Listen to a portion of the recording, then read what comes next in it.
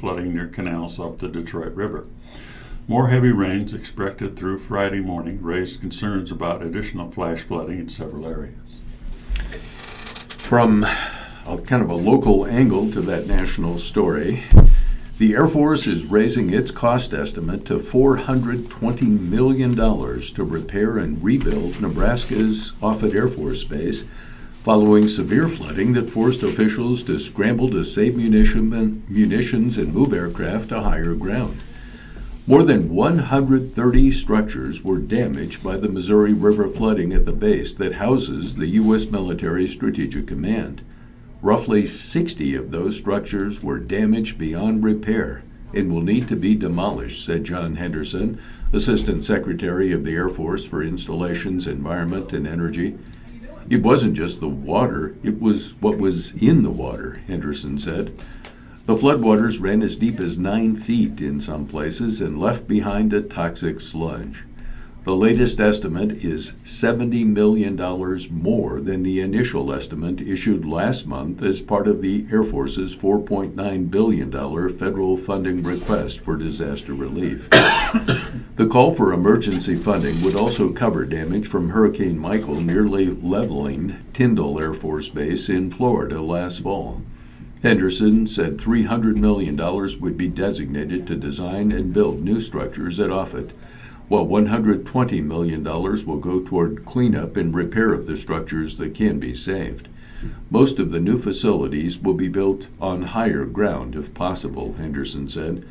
The 2 levees protecting Offutt that were overwhelmed by floodwaters this spring are slated to be raised through a $30 million project by the Papio Missouri River Natural Resources District.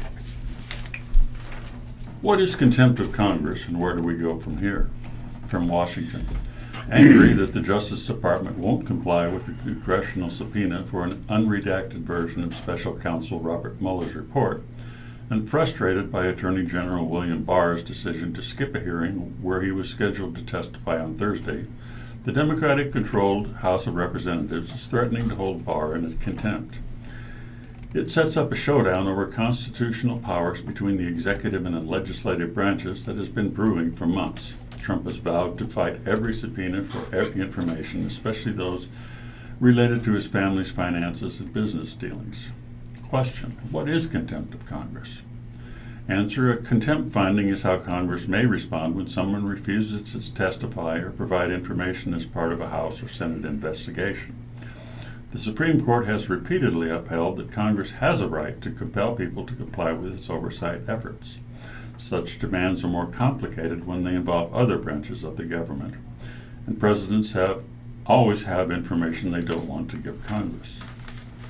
Question: how common is contempt of Congress? Answer: not that common. Congress has found someone in contempt fewer than 30 times since 1980, according to the Congressional Research Service. Question: what happens after Congress holds someone in contempt? And answer: Congress can send a criminal contempt referral to a U.S. attorney. If prosecuted and convicted, the punishment is up to $10,000 fine and a year in jail. Question: but will the Justice Department enforce a contempt of Congress finding against a member of the executive branch? Answer: probably not. Federal prosecutors have broad discretion over whether to bring charges, and it's unlikely that they will do so against an executive branch official, especially if the person being held in contempt is the Attorney General, the nation's top law enforcement official. Question: have we seen this situation before? Answer: yes. Most recently, U.S. attorneys cited their prosecutorial discretion to justify decisions not to pursue contempt charges against Attorney General Eric Holder in 2012. Question: is there anything else Congress can do? Answer: yes. It can go to federal court. That's the next option. Either the House or Senate can file a lawsuit in federal district court seeking compliance with the subpoena. Question: any other options? Answer: yes. There's a rare and controversial tactic called inherent contempt that would effectively involve the House ordering the arrest of the nation's Attorney General. That's no small step. And finally, question: what about impeachment? Answer: that's another possibility. Democrats have so far been reluctant to impeach Trump, but they might be less hesitant to impeach an unelected official like Barr. The problem is that even if the House votes to impeach, that is only the first part of the proceeding. Impeachment involves both chambers, and it is the Senate, now under Republican control, that would have the power to convict and remove from office. That was the situation when GOP-led House voted to impeach President Bill Clinton, and the Democratic-controlled Senate declined to convict him. And from Port Fourchon in Louisiana, the Trump administration moved Thursday to give oil and gas companies more flexibility in meeting safety requirements imposed after the 2010 BP Deepwater Horizon explosion, which killed nearly a dozen people and was the worst offshore oil disaster in U.S. history.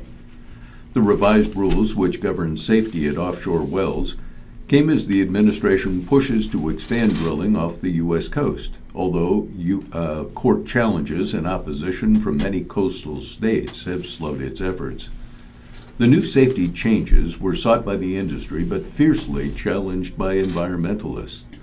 Interior Secretary David Bernhardt said in a statement that the administration was acting to eliminate unnecessary regulatory burdens while maintaining safety and environmental protection offshore. Officials picked Louisiana's Port Fourchon, a hub for drilling in the Gulf of Mexico, to announce the changes. Port workers in hard hats and reflective safety vests applauded speakers' calls for easing regulations. We're more open to invention, Scott Engel, a safety regulator at the Interior Department, told the crowd. Officials estimate the Trump administration revisions will save the oil industry more than $1.5 billion over the next 10 years. Governors and lawmakers from both Republican and Democratic-led states have fought the Trump administration's plans for expanded offshore drilling. And a federal judge ruled last month that President Donald Trump had exceeded his authority when he ordered that the Arctic and parts of the Atlantic be open to oil and gas development. 11 people died in April 2010 when the Deepwater Horizon exploded, ultimately releasing more than 3 million barrels of crude into the Gulf of Mexico. Crews finally capped the well in July 2010, 3 months after it began gushing oil from the bottom of the sea in a spectacular event captured live on video.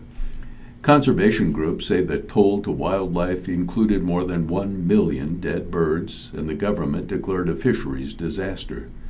BP says its cost in the blowout and spill have topped $60 billion. The explosion prompted a major overhaul of the agency that oversees offshore drilling, as investigators concluded regulators were too cozy with industry. The explosion and resulting oil spill also focused attention on blowout preventers, devices intended to monitor and control oil and gas wells to prevent uncontrolled release of crude oil or natural gas from a well. Doctors use HIV to fix bubble boy disease. They were born without a working germ-fighting system, every infection a threat to their lives. Now 8 babies with bubble boy disease have had it fixed by a gene therapy made from one of the immune system's worst enemies, HIV, the virus that causes AIDS. A study out Wednesday detailed how scientists turned this enemy virus into a savior, altering it so it couldn't cause disease and then using it to deliver a gene the boys lacked. This therapy has cured the patients, although it will take more time to see if it's a permanent fix, said Dr. Evelina Mancares, one of the study leaders at St. Jude Children's Research Hospital in Memphis. Omarion Jordan, who turned 1 later this month, had the therapy in December to treat severe combined immunodeficiency syndrome, or SCID. For a long time, we didn't know what was wrong with him. He just kept getting these infections, said his mother, Kristen Simpson. Omarion now has a normal immune system. He's like a normal, healthy baby, Simpson said. I think it's amazing. Study results were published by the New England Journal of Medicine. The treatment was pioneered by a St. Jude Dr. Brian Sorrentino. SCID is caused by a genetic flaw that keeps the bone marrow from making effective versions of blood cells that make up the immune system. It affects about 1 in 200,000 newborns, almost exclusively males. Without treatment, it often kills in the first year or 2 of life. A simple infection like a common cold could be fatal, Memcares said. The nickname Bubble Boy disease comes from a famous case in the 1970s, a Texas boy who lived for 12 years in a protective plastic bubble to isolate him from germs. Doctors think gene therapy could be a solution. It involves removing some of the patient's blood cells using the modified HIV to insert the missing gene and returning the cells through an IV. Before getting their cells back, patients are given a drug to destroy some of their marrow so the modified cells have more room to grow.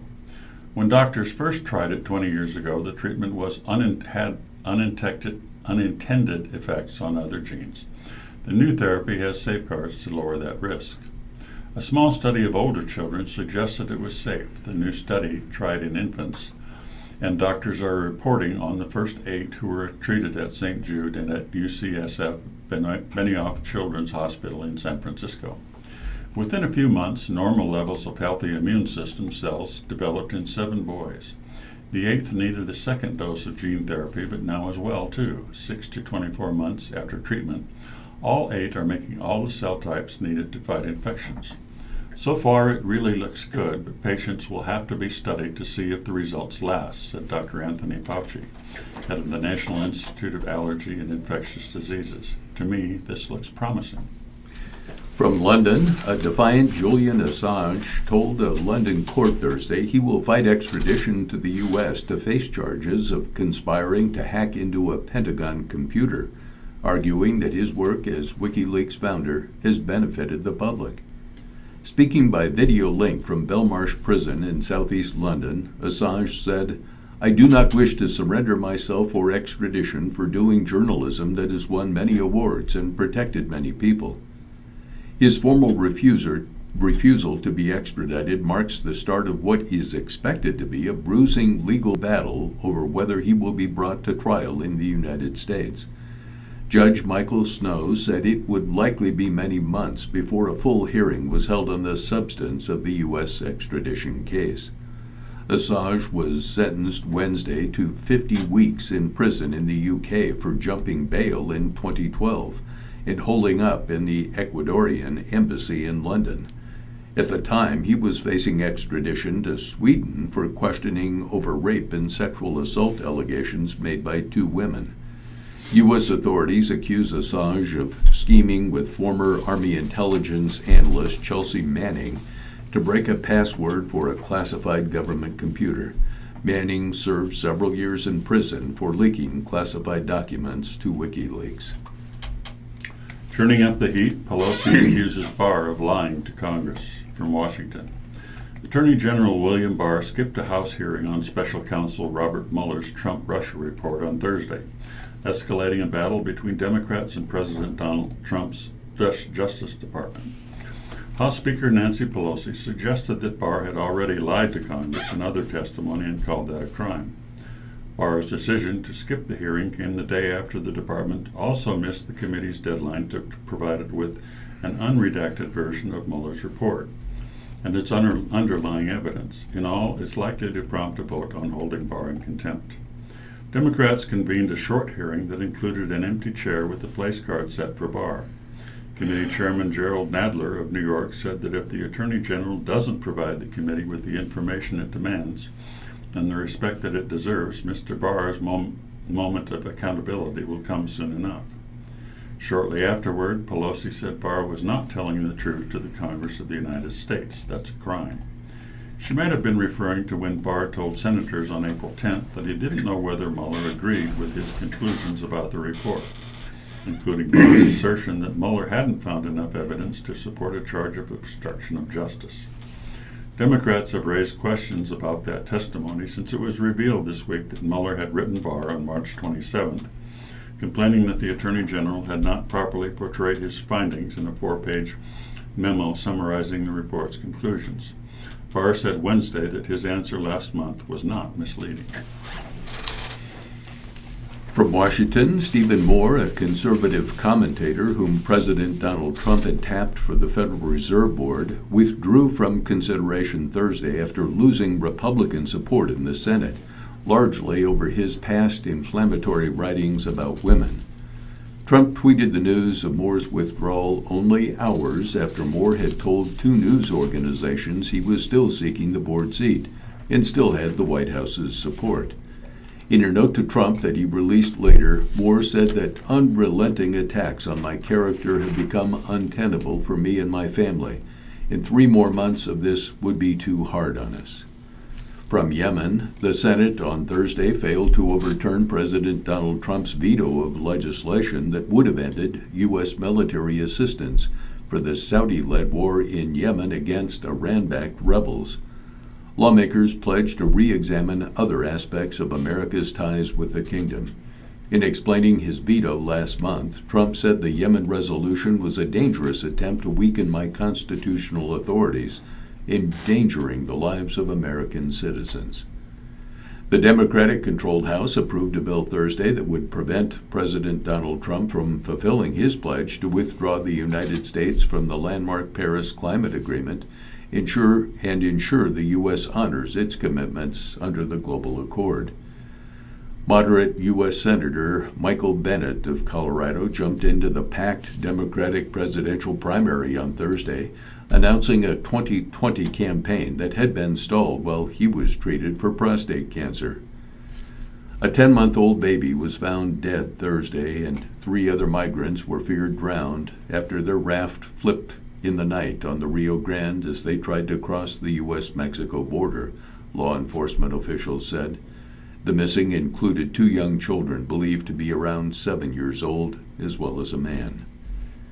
Cocaine deaths have been rising in the U.S., health officials said Thursday in their latest report on the nation's deadliest drug overdose epidemic. After several years of decline, overdose deaths involving cocaine began rising around 2012. They jumped by more than a third between 2016 and 2017. In Baltimore, Mayor Catherine Pugh resigned under pressure Thursday amid a flurry of investigations into whether she arranged book sales of her self-published children's book to disguise hundreds of thousands of dollars in kickbacks. Pugh's resignation came exactly a week after her City Hall offices, homes, and multiple other locations were raided by the FBI and IRS agents. In local news, 10 area road projects sure to slow you down this summer. If your drive hasn't already been affected by road construction, get ready. Construction season is well underway on some major streets and highways around the Omaha metro area, and more is coming. The city of Omaha has some projects in the mix. Add to that several Nebraska Department of Transportation projects on the schedule. Plus, damage from the March floods continues to divert traffic in western Douglas County as contractors rebuild. Here's a look at what Omaha drivers have ahead. In a word, delay. Interstate 680.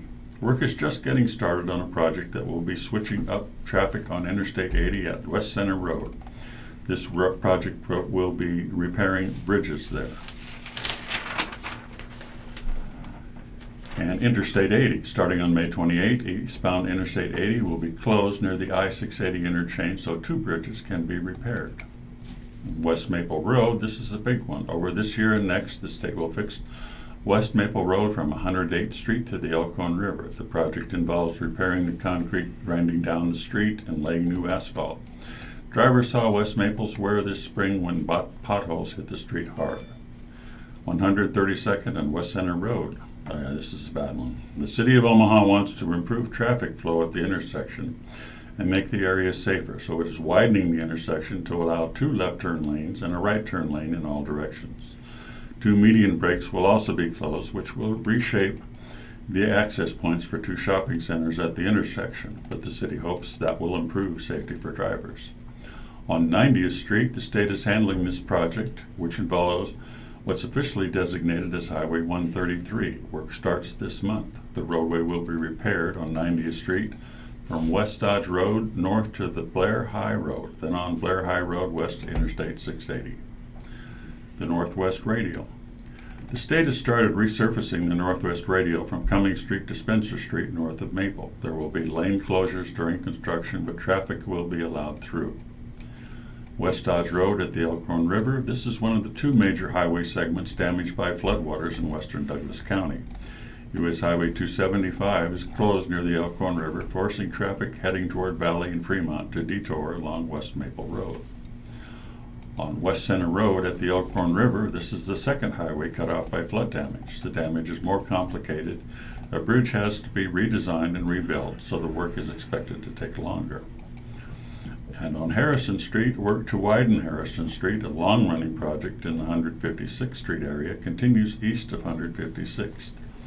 Harrison Street is the county line, so the City of Omaha, Douglas County, and Sarpy County are cooperating on the project. And finally, 156th Street. This one will continue into 2020. The project will widen 156th Street to 4 lanes from Pepperwood Drive, just north of West Dodge Road, to Corby Street, about a half-mile north of Blondo Street. Attorneys for Catholic churches, schools, and institutions across Nebraska say they want to cooperate fully with 400 subpoenas the Attorney General's office served on them in February in an investigation into clergy's sexual abuse of minors.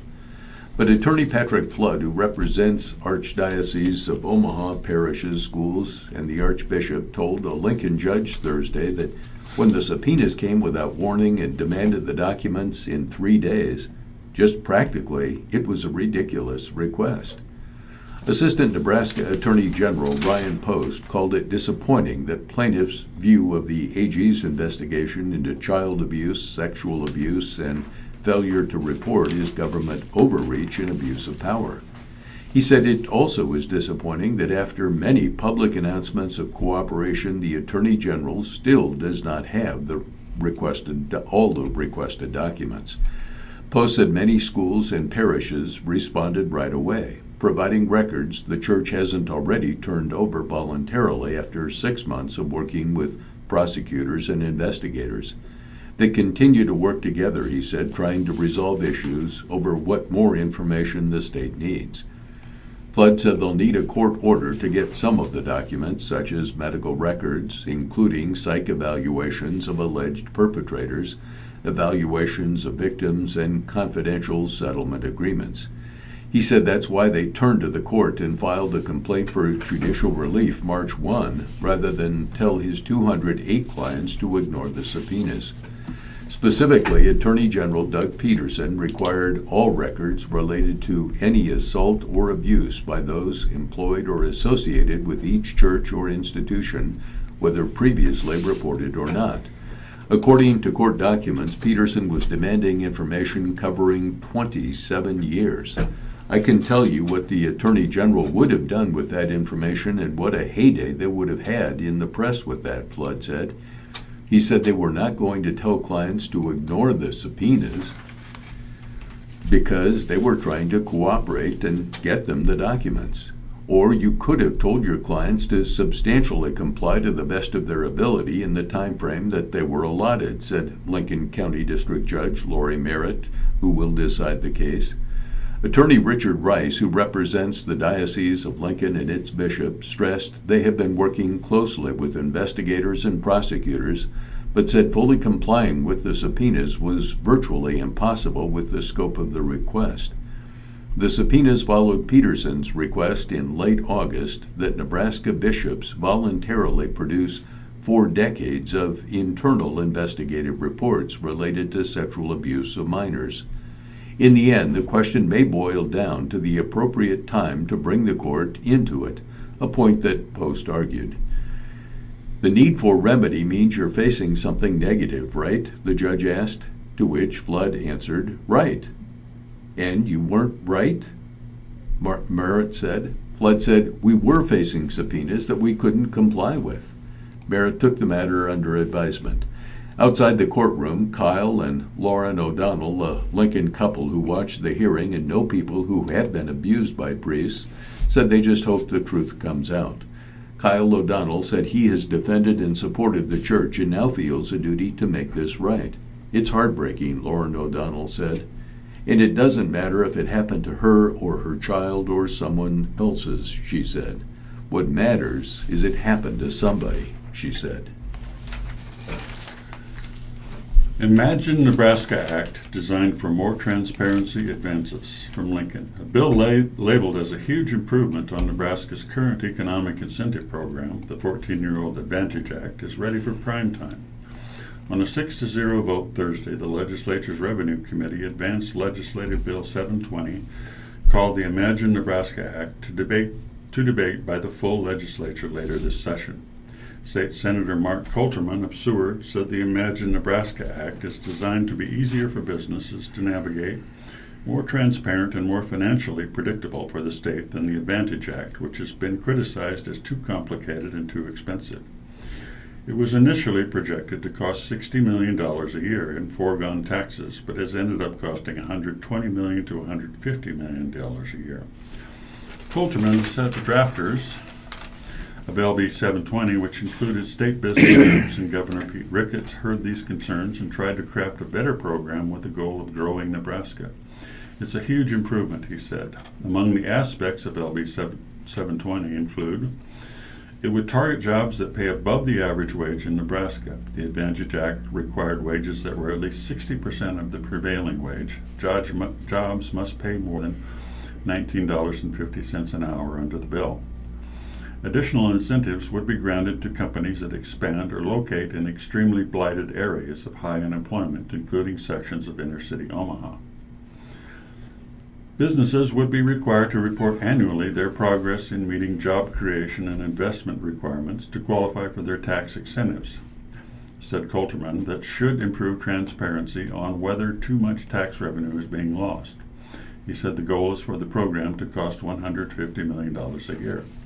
And finally, a tax credit for companies that use ethanol byproducts to produce biochemicals, which was an initial proposal from Senator Brett Lindstrom of Omaha. He said the credit would inspire the creation of spin-off companies near the state's 24 ethanol plants, creating jobs in rural areas. Two senators, Kurt Friesen of Henderson and Mike Groen of North Platte, abstained from voting. Friesen said he cannot support such a bill until the legislature addresses the state's high property tax. Coulterman had intended to include workforce development and college scholarship components to LB 720, but questions arose within the Revenue Committee about whether it could add proposals that were subject to public hearings in other committees. And from Lincoln, when Tom Sidoris had to have a toe amputated 3 years ago because of diabetes complications, he did research on hyperbaric oxygen therapy and looked into going into Omaha to have it done. However, due to health problems that landed him in intensive care, he was never able to follow through. So when his healthcare providers at CHI St. Elizabeth suggested the treatment to him when he had another toe amputated earlier this year, the Lincoln man jumped at the chance. After more than 3 dozen treatments, his wound is healing about twice as fast as it did the first time. That's how good that chamber is, said the 65-year-old Vietnam veteran. St. Elizabeth installed 2 hyperbaric oxygen chambers in November in its Advanced Wound Care Center after deciding there was plenty of local demand for the treatment. We were continuing to send too many local patients to other cities, said Dr. David Voigt, co-medical director for the Advanced Wound Care Center and Burn and Wound Center at St. Elizabeth. The hospital initially installed 2 chambers, which are the first in Lincoln, but the demand was so great it added a third just a couple of months later. And Voigt said there are plans to add a 4th. The chamber allows patients to be immersed in an environment that is 100% pure oxygen at a pressure that is about 3 times normal atmospheric pressure. Voigt said the pressure is similar to what a person would experience while scuba diving, and he and the staff actually prefer to treat the treatment sessions as diving. The process speeds up wound healing and is particularly successful for people who have wounds caused by radiation burns for cancer treatment, as well as those with chronic wounds from diabetes, Voigt said. It also is used to treat people with carbon monoxide poisoning, and he said there is research showing it could be effective for treating closed head trauma. The treatment takes a little more than 2 hours, and Voigt said most patients do it 5 days a week for 6 weeks straight. Currently, there are about a dozen patients undergoing treatment at St. Elizabeth. The treatment can cause complications, including hearing problems, vision changes, a drop in blood sugar, and an increased risk of seizures. So Voigt said patients are rigorously screened, having to undergo blood tests, chest x-rays, and electrocardiograms. Hyperbaric oxygen therapy is considered a last resort treatment, Voigt said, meaning most insurance companies will only cover it if patients have tried other treatments that have failed. Skidoris is glad that he's gotten to use it this time around. He said that in addition to speeding up his healing, it's also caused him less pain. It's been a blessing, he said. And this article about the Berkshire Hathaway annual shareholders meeting this weekend. The meeting will be a hunt for deals and ducks. Dean Peters remembers his first trip to Berkeyville 22 years ago. He and his Dairy Queen crew, just babies at the time in the Berkshire Hathaway family of businesses, arrived with just a couple of dilly bar-filled freezers.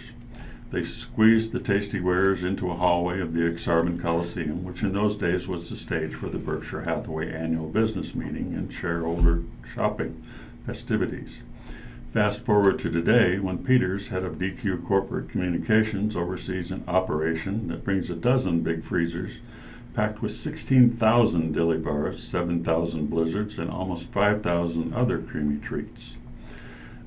Besides edibles, the team sells clothing and other gear, and it has expanded from those early few to 30 representatives prepared to also dispense information about franchising opportunities. They spread out on a 60-foot by 20-foot area of the downtown CHI Health Center and even have a satellite spot elsewhere in the exhibition hall. It's an example of how the so-called Berkeyville shopping and exhibitor extravaganza has grown. There's no lack of variety than the 40 sibling Berkshire companies sell products or talk about their businesses, which range from a railroad to kitchen supplies. They're as different as Fruit of the Loom and Echo Water Systems. And the palooza happens in sometimes carnival-like atmosphere where shareholders can be seen posing for photos with the giant Geico gecko in racing for the commemorative rubber duckies created in the images of CEO Warren Buffett and Vice Chairman Charlie Munger. This year's quacky theme, superheroes. When it comes to buying, there's plenty of frill for the frugal. Check out a vanilla orange bar, a Buffett DQ favorite that sells at this weekend's festivities for $1. Oriental Trading Company similarly price special edition mint tin. It's tiny, but you'll find it next to the life-sized pink flamingo mascot Flo. There are gems also for those feeling generous or glamorous. At Borsheim's Fine Jewelry, for example, shareholders can buy $9,000 diamond earrings or a $4,000 Tahitian pearl necklace with a clasp engraved with Buffett's signature.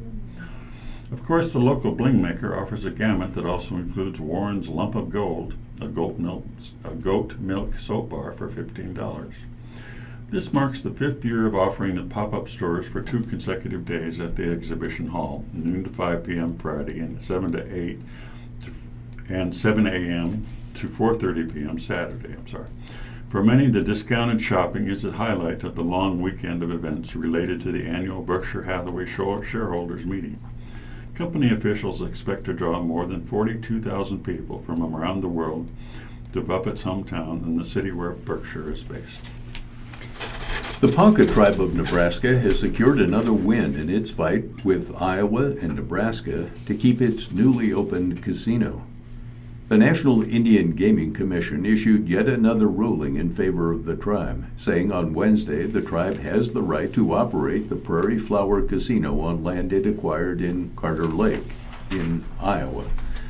The $10 million Prairie Flower opened in November with 200 slot-style machines after the Federal Commission initially approved the tribe's casino license in 2017, some 10 years after the tribe began its effort to open the casino. While the casino is technically in Iowa, it lies on the western side of the Missouri River and is near Omaha's Epley Airfield.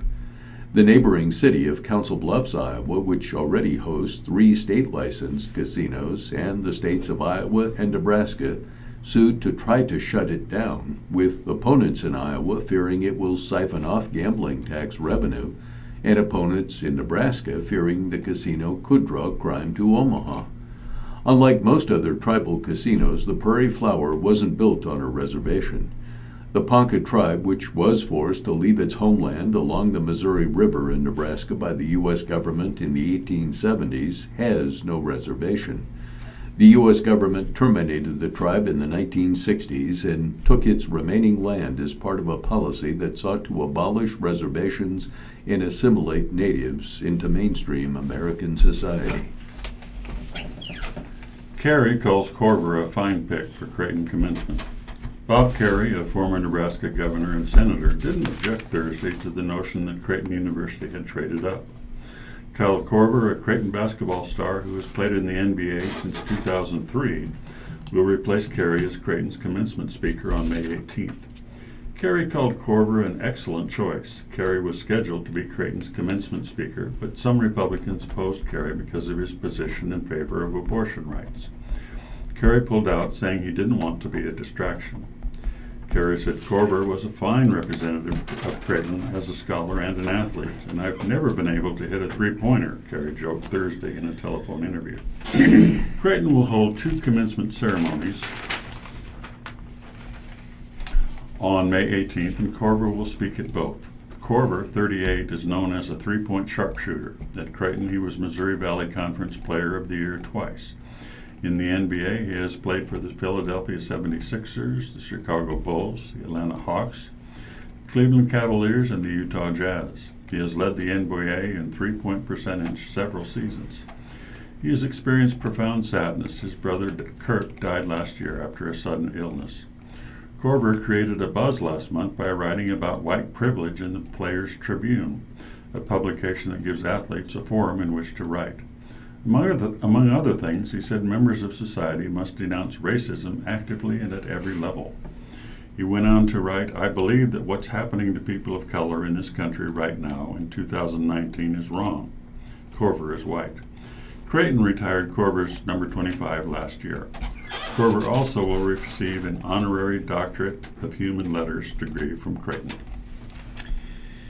And police have been searching for Cadence Potter for more than 3 weeks when a car she was driving careened down Superior Street in the early morning hours of April 26, hit a curb, veered across lanes onto the grass, and smashed into a pole.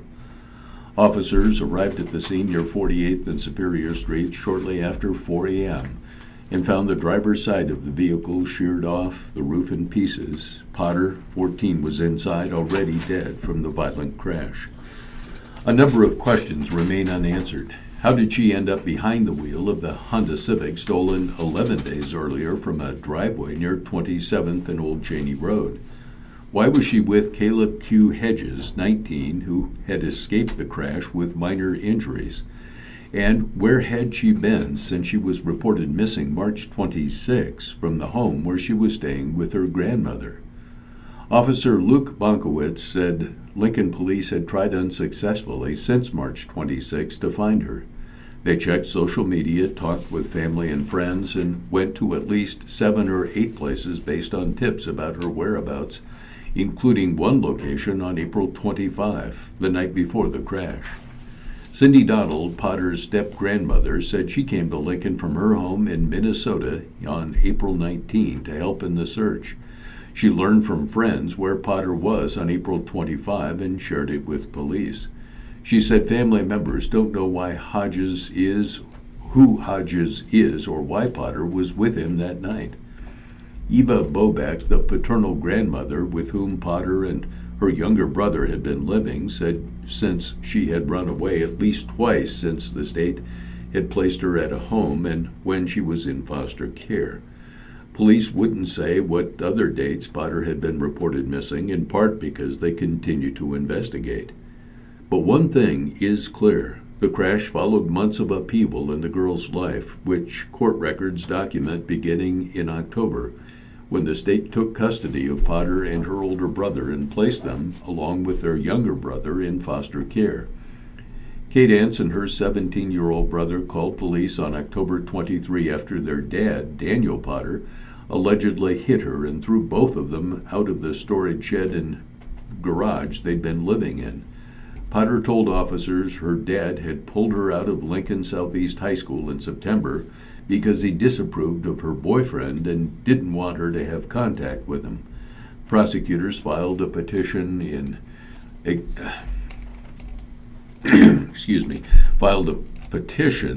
juvenile court detailing the allegations, which included a history of domestic violence between the parents. Daniel Potter pleaded no contest to the allegations and was sentenced to 60 days in jail on a misdemeanor child abuse charge he began serving March 22. Rihanna, his wife and K-Dance's stepmom, pleaded no contest to juvenile court allegations of failing to protect the children. She was jailed on unrelated theft by deception charges on April 14. When the children were placed in foster care, K-Dance Potter began attending Lincoln High. In January, the court gave custody of Potter's 17-year-old brother to his biological mother in Minnesota, and he left the state. Less than 2 months later, the foster care family said they could no longer care for Potter and her younger brother, and on March 6, a judge approved an emergency placement with Bobek. Bobek said her granddaughter was under stress because of all that was going on, and she suffered trauma from being sexually assaulted a few years earlier by a man sentenced to 35 to 40 years in prison for the crime. She'd recently gotten involved with the wrong crowd, Bobek said. When she came into my care, she wasn't the normal K-Dance, she told the Journal-Star this week. Bobek said a burdensome and slow-working child protective system failed her granddaughter. Workers are undertrained and communication is poor to non-existent, she said. Everything I tried was a fight, she added. Among the things that angered her, she believes Child Protective Services provided a photo that wasn't her granddaughter for a missing persons poster created after Potter ran away. Matt Litt, a Department of Health and Human Services spokesman, said the department did an initial interview and determined the picture was of Potter. He said photos can come from family, school pictures, or those taken at a court hearing. He did not say where the photo on the missing persons poster for Potter originated.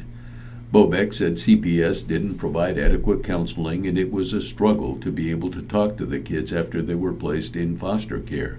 She worried they felt abandoned. She offered to move back from Minnesota in October to care for the children, but didn't hear back from the child protective worker.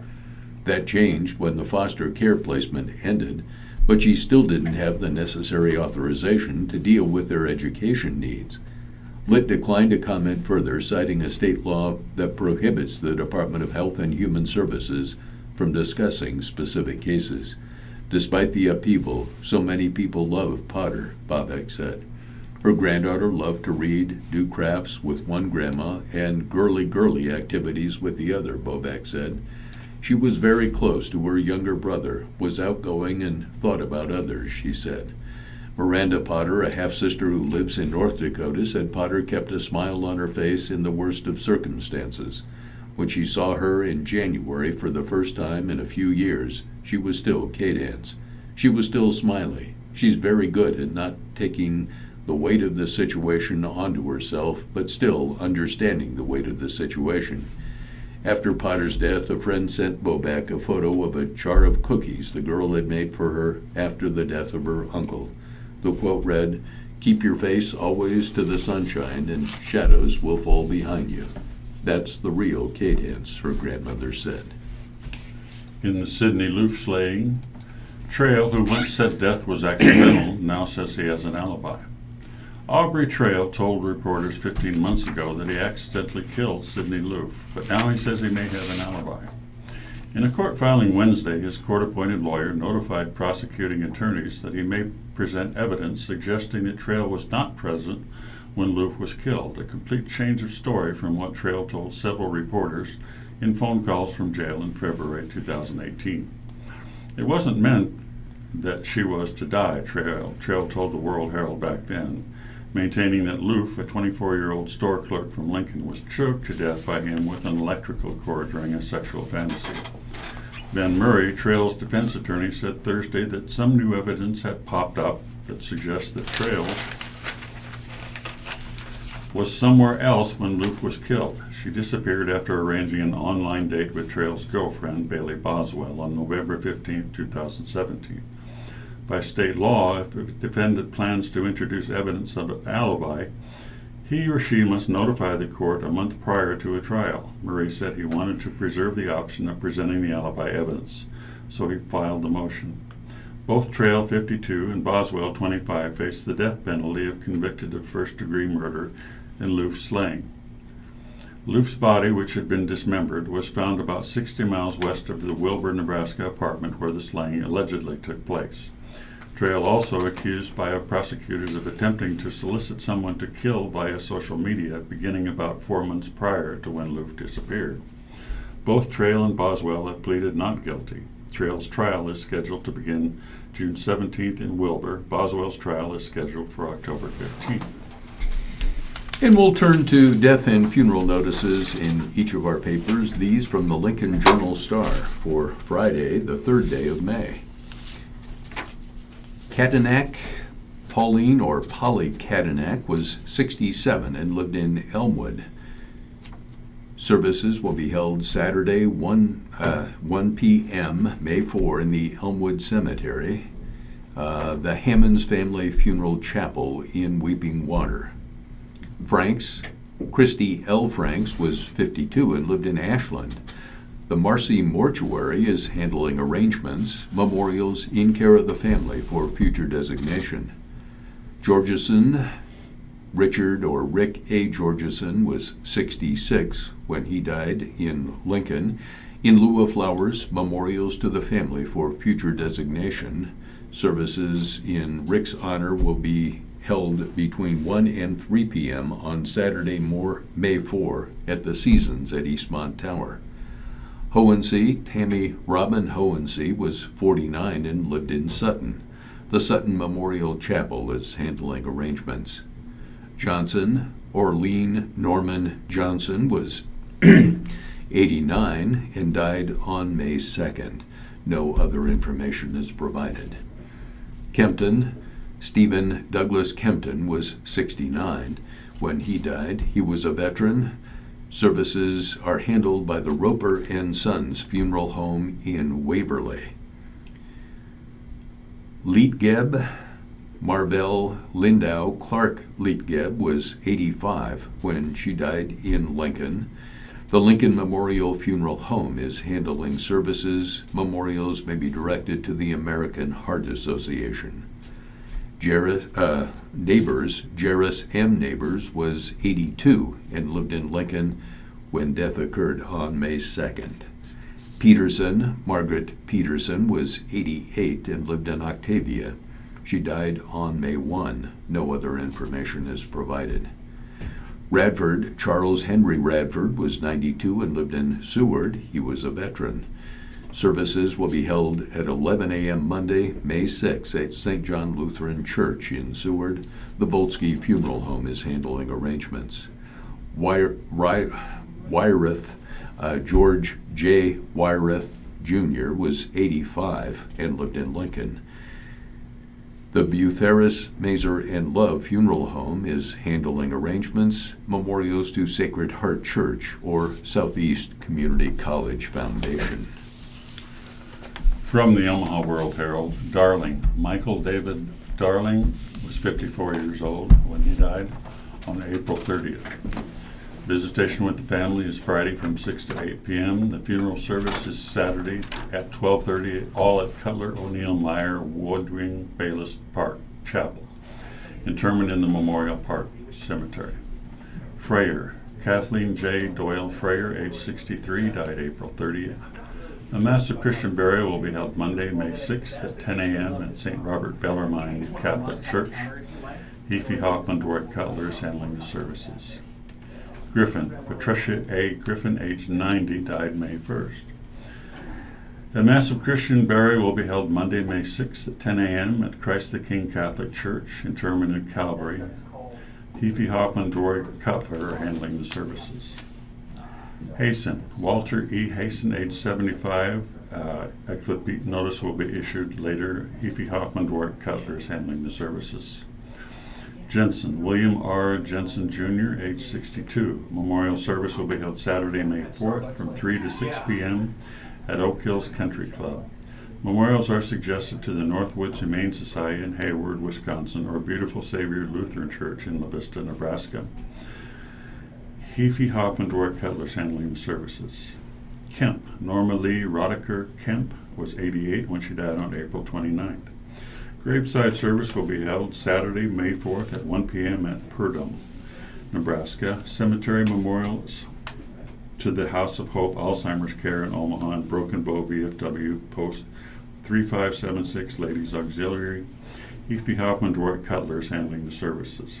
Kerrigan, Michael Mick Kerrigan, age 65, died April 29th. Services will be held at 10:30 a.m. at St. Wenceslaus Church. John A. Gentleman Mortuaries is handling the services. Kinsella, Ann M. Kinsella, age 85, died May 1st. The Mass of Christian Burial will be held Monday, May 6th at 10 a.m. at St. Adalbert Catholic Church. Memorials to St. Adalbert Catholic Church or as directed by the family. Heafy Hoffman Dwart Cutler is handling the services. Lester, Cheryl A. Lester, age 80, died April 30th. A memorial service will be held Friday at 1 p.m. at Cutler O'Neill Meyer Woodring Bayless Park Chapel. Cutler O'Neill Meyer Woodring is handling the services. Lux, Diane M. Lux, age 76, died April 29th. Roeder Mortuary is handling the services. Marshall, James A. Jim Marshall, age 76. He was a veteran. Memorial service will be held Saturday, May 4th at 11:30 a.m. at Trinity Lutheran Church. Visitation Friday, May 3rd, 5 to 7 p.m. at John A. Gentleman Mortuary. In lieu of flowers, memorials to the Tangier Shrine Temple or Trinity Lutheran Church Endowment Fund. McGowan, Melissa Hope McGowan, age 45, died April 26th. Visitation Friday, May 3rd from 11 to 1 p.m. at Christ Community Church, followed by services at 1 p.m. Interment in Evergreen Memorial Park. Memorials to the Children's Hospital Foundation or Nebraska Humane Society. Heafy Hoffman Dwart Cutler is handling the services. Myers, Donald Allen Myers, age 86, died February 2nd. A celebration of his life will be held on Sunday, May 5th at 1 p.m. at the UNO Scott Conference Center on Pine Street in Omaha. Nelson, Gilbert A. Nelson, Jr., age 86, died April 30th. A celebration of life will be held Monday, May 6th at 12 p.m. Both will be held at the West Lawn Hillcrest Funeral Home. In lieu of flowers, memorials can be donated to the Nebraska Humane Society. West Lawn Hillcrest Funeral Home is handling the services. Noble, John M. Noble, age 48, died April 29th. Celebration of life will be held on Saturday, May 4th at 4 p.m. at the West Center Chapel of Heafy Hoffman Dwart Cutler. In lieu of flowers, memorials are suggested to the Open Door Mission. Russell, Floyd L. Russell, age 87, he was a veteran. Celebration of Floyd's life will be held Monday, May 6th at 10:30 a.m. with visitation 1 hour prior to service at Bremen Mortuary, 72nd Street Chapel. Interment to the Omaha National Cemetery. Bremen Mortuary is handling the services. Scalaro, Augustine S. Scalaro, age 90, died May 1st, and complete notice will be issued later. Heafy Hoffman Dwart Cutler is handling the services. Sinkovich, Margarita Juanita Sandoval Sinkovich, age 83, died April 30th. The visitation will be held from 5 p.m. to 7 p.m. on Friday, May 3rd at the Hoy Kilnoski Funeral Home. Funeral services will be held at 11 a.m. on Saturday at the funeral home. Interment at West Lawn Hillcrest. In lieu of flowers, memorial gifts to the Midland Worship Center for Bible distribution. Smith, Thomas Jefferson Smith, age 95, died April 28th. Visitation will be held Monday, May 6th at 10 a.m. at the Beautiful Savior Lutheran Church in La Vista. The celebration of life will start at 11 a.m. following the visitation. West Lawn Hillcrest Funeral Home will be conducting the services. And finally, Thieler, Catherine Thieler, age 85, 'died April 29th. The complete notice will be issued later. And finally, Thieler, Catherine Thieler, age 85, died April 29th. The complete notice will be issued later. And finally, Thieler, Catherine Thieler, age 85, died April 29th. The complete notice will be issued later. Listeners' memorials to the Radio Talking Book Network are tax deductible and go a long way to keeping Radio Talking Book on the air. Please keep Radio Talking Book in mind when memorials are listed as donor's choice or your favorite charity.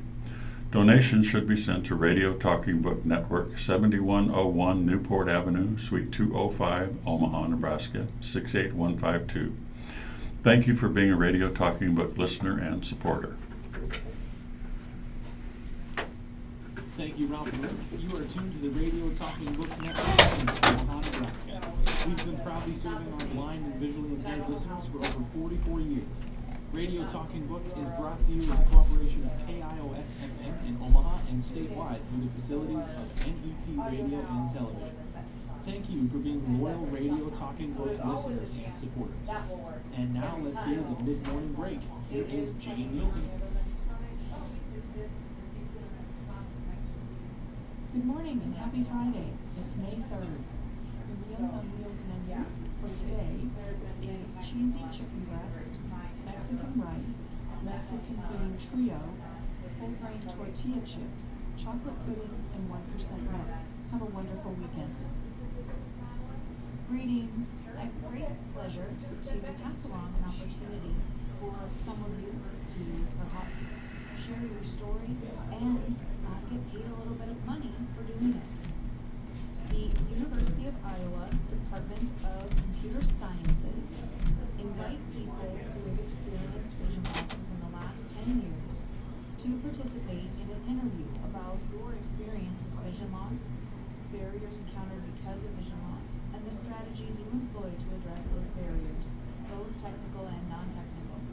The interview could take from 30 to 90 minutes, and this interview will be audio recorded. The long-term goal is to develop technologies to improve the quality of life of people with recent vision loss. The study will occur over the phone, and you will be paid $20 for participating. Again, this is for people who have experienced vision loss within the last 10 years.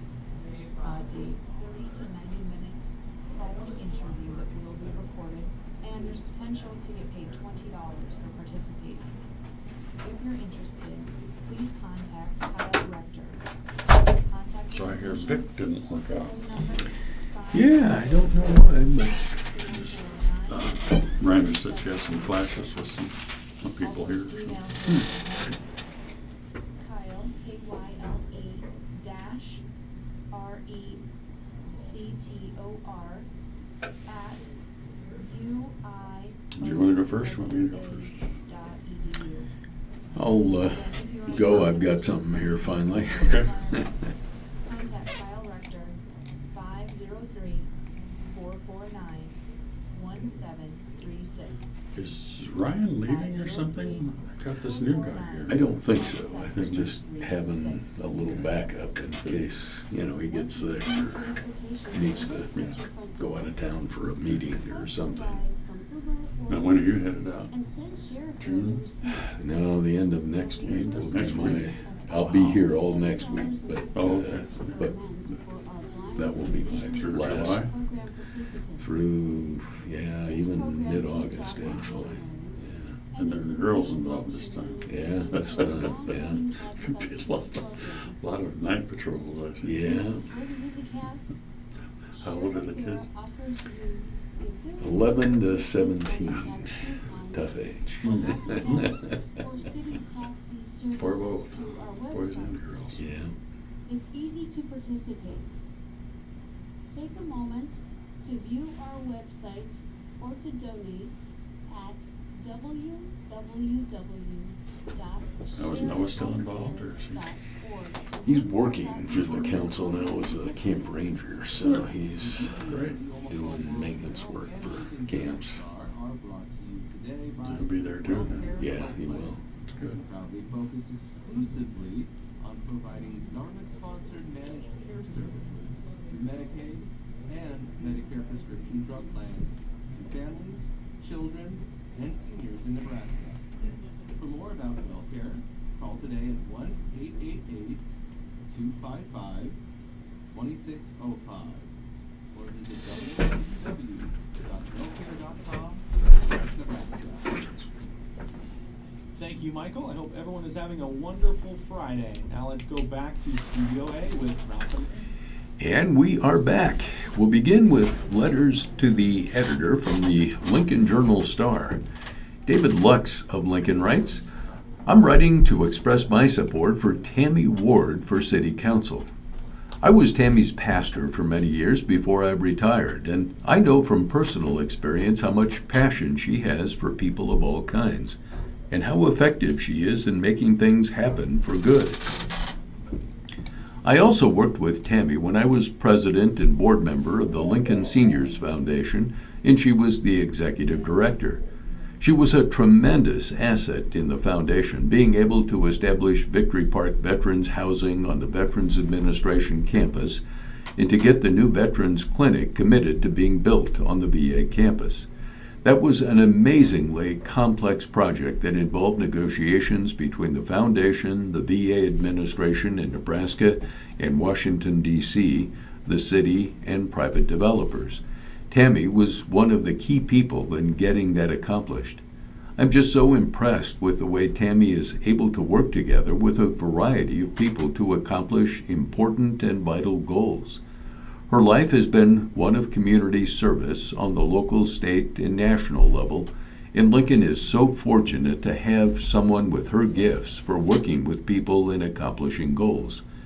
She is a perfect fit for City Council in such a time as this. Nick Steinke of Lincoln writes, as many Nebraskans move on to summer plans, some are recovering from historic flooding and will be doing so for a long time. The extreme weather events of the past years, along with the president's trade policies, have, in combination, significantly strained our economic situation and outlook. And what are our state leaders doing to help? Condolences after the fact, surveying damage by helicopter, and tweeting aren't leadership. It's time for our elected officials to lead by addressing climate change and standing up for our agricultural economy. If they don't have the integrity and courage to do so, then those of us who truly care about the future of our state should speak up and take action to replace them with leaders that will.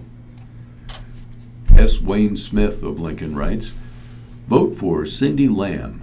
Her pledge to Lincoln taxpayers to oppose tax hikes says it all. She will end the tax and spend ways of the last 2 decades, prioritize needs over wants, cut the wheel tax by 1/3, provide property tax relief, and oppose tax increases. All her opponent has is a vision with no promise to try and reduce spending and taxes. And these letters from the Omaha World Herald Public Pulse, a letter from Frank Cocatillo. Papio Greens played an important role. Tom Soretta was correct when he said the closing of Papio Greens golf course in Papillion is a real loss for the community. Memories come flooding in as Papio Greens announced closure of April 30th. It is not only a loss to the local community, but also to the game of golf itself. Beginning golfers need a course like Papio Greens to practice and hone their golfing skills before they attempt to play on a regular 18-hole public or private golf course. Someone needs to step up and purchase Papio Greens and keep it going for the good of the local community and for the game of golf. And Elaine Salisbury writes, there is no question that Legislative Bill 209 is bad for Nebraskans. Senator Joni Albrecht's bill would require doctors to inform patients that there is the possibility of reversing a medication abortion after they have taken the first pill. This is a bad faith effort to shame and stigmatize people who have abortions, and it is not supported by any scientific or medical research. As someone who chose to have an abortion when I was 19, I know that the most damaging thing about the experience was not the decision or the procedure, but the legislation enacted by anti-choice politicians to coerce me into changing my mind. Forcing medical providers to give false information to their patients erodes the trust that is so critical in these relationships. We want everyone to have all the information they need to make their own decisions about their health care. However, that information should always be based in science, not ideology. We need to know that our physicians are able to provide us with quality, unbiased, and compassionate care. Tom Macklin of Council Bluffs writes, We have a 27-foot river here in Omaha. Any forecast by the Corps of Engineers or the National Weather Service for a lower river never come true. The Corps continues to release 55,000 cubic feet per second from Gavin's Point Dam with no reduction in sight. The available flood control storage is at 50%, although most of that is in the top 3 larger reservoirs. We need information from the Corps as to what they are doing and why. Tell us your plan. Donette Jackson of Tacoma writes, when are our elected officials going to get together and stop the Corps of Engineers from flooding us along the Missouri River? More storage above the dam is needed for snowmelt.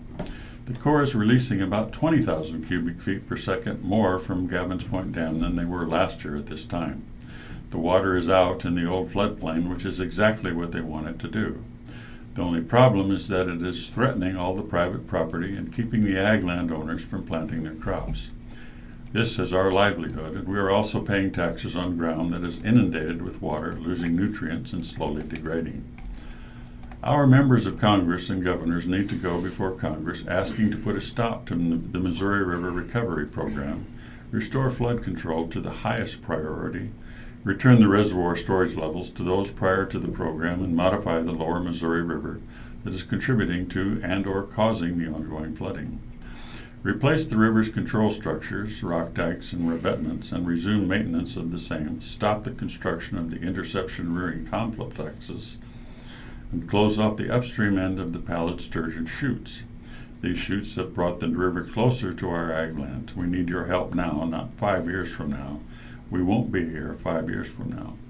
And finally, Jim Miller writes, while our legislatures are debating whether or not to tax soda pop, our neighbors to the east are passing the approval of medical marijuana expansion and legalization of sports betting.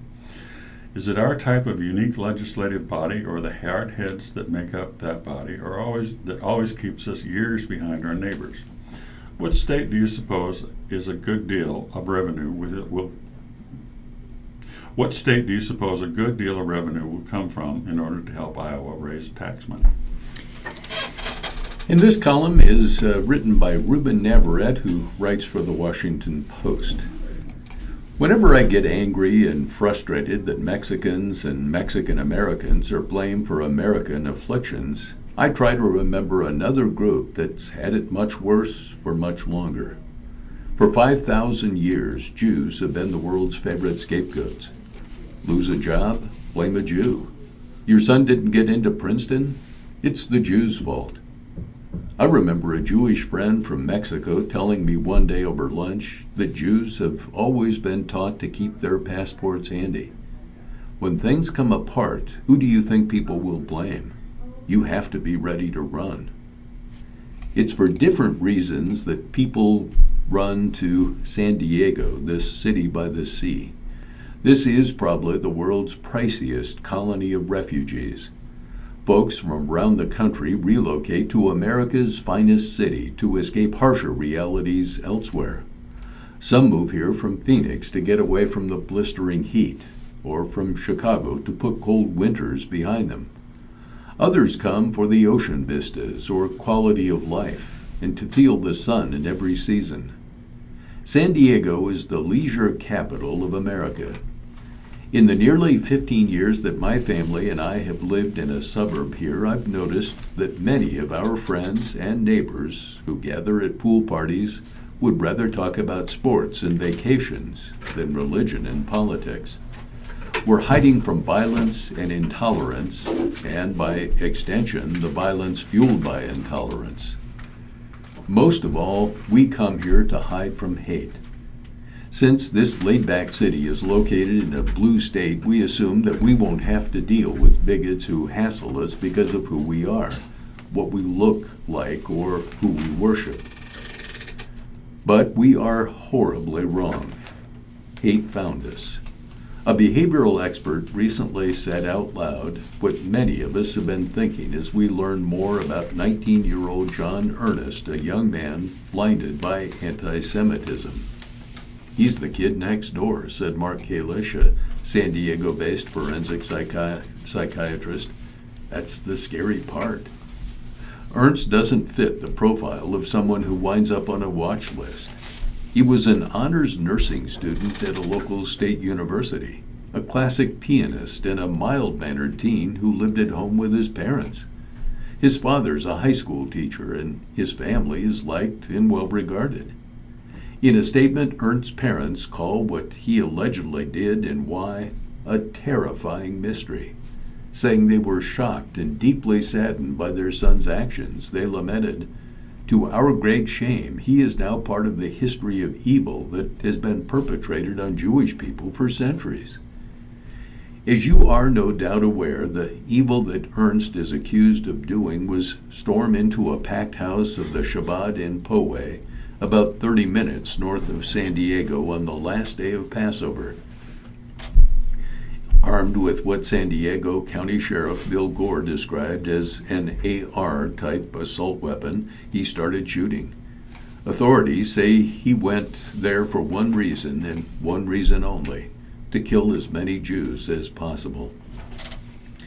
One person died and 3 others were injured before the assailant's rifle jammed. You could call that a miracle if you're so inclined. Rabbi Yisroel Goldstein used that word to describe the weapon malfunctioning, and those who gather in houses of worship often believe in miracles. As for the person who was killed, friends and family have assured us they don't come any better. According to 8-year-old Noya Dahan, who was injured in the attack, 60-year-old Lori Gilbert Kay jumped in front of Goldstein and said something like, "If the rabbi dies, I die," and she died. Ernst was arrested and charged with first-degree murder and 3 counts of attempted murder, all with special circumstances as part of a hate crime. If convicted, he could get the death penalty. His parents were half right. This is terrifying, but it's not much of a mystery. In a hate-filled 4,000-word screed that he published online, Ernst described Jews as bent on the destruction of the white race and portrayed himself as a kind of white avenger, intent on protecting his own kind. He apparently picked up that anti-Semitic garbage from an online message board where he had lurked for the last year and a half. He wrote that what he learned there was priceless, and poisonous, and sickening, and so damn familiar. From the opinion writers of the Omaha World Herald, STDs present tough challenge. It's a horrendous situation when a teenager becomes infected with HIV. Terrible when cervical cancer strikes a woman. Tragic when an infant dies from a serious infection. Sexually transmitted diseases raise all of these serious health risks, which is why it's vital that teenagers and adults understand the harm from them. STD infection rates, unfortunately, have been trending upward nationally and in Nebraska. Public health authorities and other organizations are working hard, but the need for education and services remain great. The health risks are sobering. Individuals infected with STDs are at greater chance of becoming infected with HIV. Women face the heightened possibility of infection of female reproductive organs, infertility, ectopic pregnancy, and cervical cancer.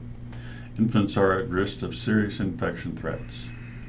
Adding to the concern is the finding by the Federal Centers for Disease Control that most STDs go undiagnosed and untreated. The last report from the Douglas County Health Department shows the ongoing need on this issue. After falling in 2017, the county's chlamydia rate rose in 2018. Douglas County had 675.7 cases per 100,000 people last year, up from 658.5 in 2017. The county's incidence rate for gonorrhea also increased, 297.2 cases per 100,000 people last year, up from 285.1 cases in 2017. The rate for syphilis was 9.3 cases per 100,000 in 2018, up from 2.3 cases in 2017. Chlamydia is the most prevalent STD in Nebraska County, with 3,795 cases in 2018, Gonorrhea cases totaled 1,669 and syphilis cases 52. The Douglas County Health Department, in partnership with local organizations, is devoting much attention to these issues. Visits to STD clinics last year totaled 5,822, a slight increase from 2017, and up dramatically from the 3,336 in 2014. A key reason for the increase in recent years is the Adolescent Health Project, launched in 2014 in cooperation with the Women's Fund of Omaha. The initiative has strengthened testing and treatment. The County Health Department recently won praise from the National Association of County and City Health Officials for the department's outreach to diverse locations in offering STD testing. Locations include libraries, health fairs, sporting events, and even a haunted house. The Health Department hosts testing events and provides condoms year-round at nearly 100 locations across the city, including in bars and coffee shops. The department offers take-home testing kits at colleges and barbershops. The success of the program and the clear need for accessible testing, demonstrated by high positivity rates, has paved the way for new partnerships and new opportunities, the Health Officials Association said. Parents, guardians, and schools can make major contributions on this issue. The majority of teenagers surveyed for health studies said open conversations with parents and guardians on these topics made the teens more likely to postpone sex and avoid STDs. These conversations and outreach efforts can bring important benefits in helping young people steer away from the sobering health risks posed by STDs. And we'll now turn to some of the lighter columns in each of our papers. This is the Ask Amy column appearing in the Journal-Star. Dear Amy, I'm the proud mom of 2 young adults, ages 25 and 22. I do not like or approve of my 22-year-old daughter's boyfriend. He just does not belong in our family. She knew we would not approve of him because of religious ethnic background differences. He's 25 years old and does not have a paying job. He is at my house constantly. When my daughter suggested he get a job as a bartender or a waiter on the weekends, he mocked her. My daughter is in nursing school. When discussing the shifts nurses work, he actually said, "You could get a second job." We invited him on our family vacation. We booked 3 suites at the St. Regis in Rome. He showed up with an extra large ripped suitcase and ordered the most expensive meals. He got an all-expense paid trip to Italy, and when my daughter liked a souvenir necklace, $70 or $70, or it says euros, but it's the dollar sign, he didn't even buy it for her. He's late all the time, if he shows up at all. He's up all night, gaming. My daughter insists she's willing to fight for her relationship. I cannot sleep at night. I foresee her marrying this loser and paying him alimony. My anxiety over this is off the charts. I can't just sit back and watch her destroy her life. I told her that if she marries this guy, I will not pay for the wedding and the student loans are all hers. Am I wrong? I need an unbiased opinion. Signed, Heartbroken Mom. Dear Mom, congratulations. Your panic over this guy has kept your daughter with him for a year now. Keep it up and you'll have him around for life. You seem to use money as a wedge to try to control your daughter. However, I'm not sure why you are vacationing in Rome and yet also taking out student loans. This seems foolhardy. Why does she have such poor judgment? It could be because her mother is doing all of the judging for her. You are absorbing some of the consequences that should be hers. If you would back off and stop talking, your daughter might eventually see that she's hardworking and capable, but in love with a lazy loser. Pay for her schooling, let her know that after that she's on her own. You should expect her to move out and basically make her own way in the world without your financial help. Your daughter isn't destroying her life. She is living her life. The sooner you throw up your hands and give up trying to control her, the happier you will be. And her happiness? Well, that's her responsibility. Your attitude toward this guy should be, hey, I wouldn't date him, but I'm not you. Don't throw down threats, don't use your money to control her, and don't weigh in on her choices, even if she begs you to. Dear Amy, I belong to a group that gets together each week to play cards. Members bring treats to share. How do we get members who eat the treats but don't bring any to share to bring something once in a while? They do have the money and the ability to do so. How can I inspire them to pitch in? Signed, Stumped.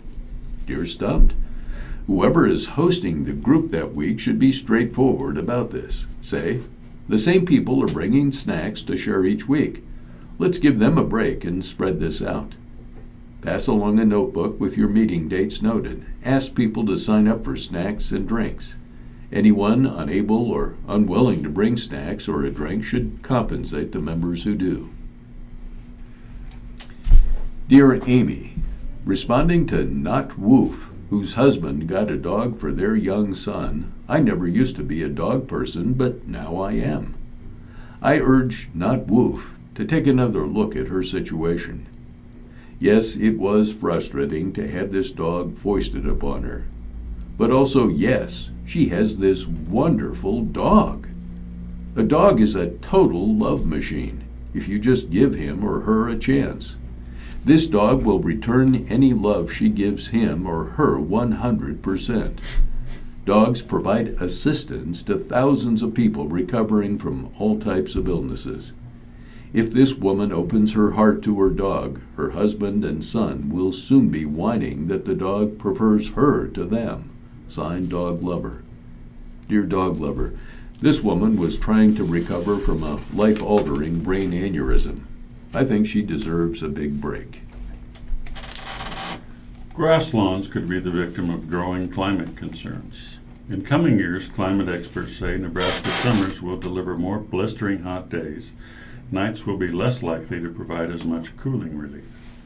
It likely will be more humid and summer rains could be less frequent, but when storms do come, they could dump large amounts of water.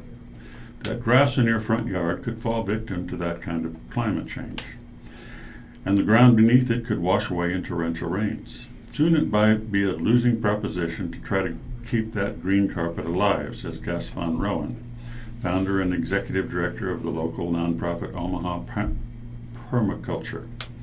Great lawns need a lot of work with noisy, expensive, fossil fuel-driven equipment, he said, not to mention lots of water, a precious commodity. One solution, Von Rowan said, is to return to the prairie landscape of the past. That would extend benefits to your wallet, your time, and to nature. Just imagine, he says, no more mowing, no more pesticides, and plenty of the insects needed to keep your flowers and vegetables flourishing. A microhabitat, he calls it. Expansive green lawns came into popularity as a sign of wealth, but they offer no environmental benefits. Von Rowan said they are a desert for nature, yet he isn't asking everyone to run out and rip out their grass, at least not yet. He's all about starting with a sustainable model, one that takes in the needs of nature as well as your soccer-playing children. First, try not mowing an area that will not draw the ire of your neighbors to see what grows naturally in your yard, Von Rowan said. Let some ground covers expand, take over, and mow around these areas. That simple step, mowing less often, is the most important thing you can do to get your yard ready for the climate of the future. Nearly as important is to start washing your yard when it rains and identify where water pools or runs off. That will be crucial as rain events become intense and as long days without moisture mount in the heat of the summer. Knowledge of water flow will help you design a landscape that puts water-loving plants and trees or dry-loving varieties in the best locations. There is no other pivotal event that occurs on the land that teaches it as much, Von Rowan said. Von Rowan knows that he's suggesting might be heretical to some, but climate change might make them believers. Until then, he suggests that you let neighbors know what you're trying. Keep your experimental plot looking cared for by weeding as needed. Maybe you'll convert a friend or two on the block. A poorly designed curb appeal could ruin the chances of a relaxed landscape existing in a conservative community, he said.